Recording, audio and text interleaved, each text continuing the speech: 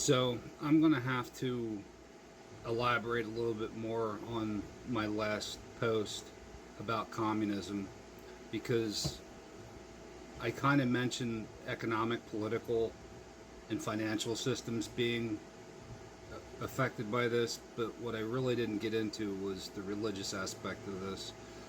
They knew, the communists in the Soviet Union at the time that the Soviet Union was still around, knew that if they could infiltrate the church itself, which they tried to do through the Catholic Church and failed because the Catholic Church was adamantly against communism, they knew that if they could get into the Protestant Church, they could still get a foothold in the United States.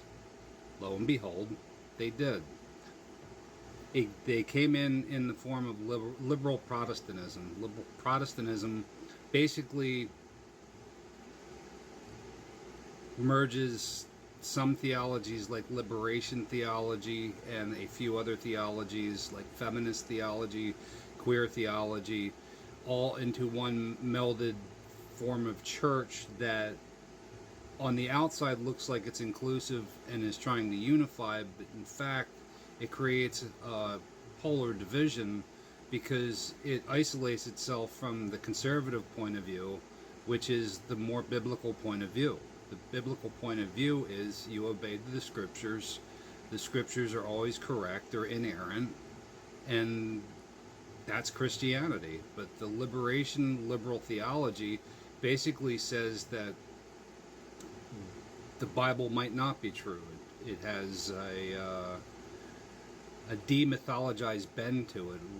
A lot of older scholars wanted to remove the miracles because they believe the miracles are what made the Bible hard to believe to the modern educated person. That couldn't be farther from the truth. If you remove the miracles from the Bible, you essentially have a godless Bible. That can't happen. Unfortunately, the communism did infiltrate the Protestant liberal church, and I hate to say it, they ended up being used as useful idiots because what it's done is now sowed ripe division within society, not just within the church.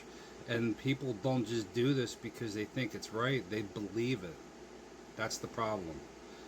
So I wanted to bring that to light more because I really didn't cover it in the last post, and we need to realize that the church is as guilty, if not more guilty, than society at large in like the colleges and the political realm, because they allowed this to step into their churches, and now it's pretty much anything goes in the liberal Protestant church. I mean, look around. Look at any of the liberal Protestant churches.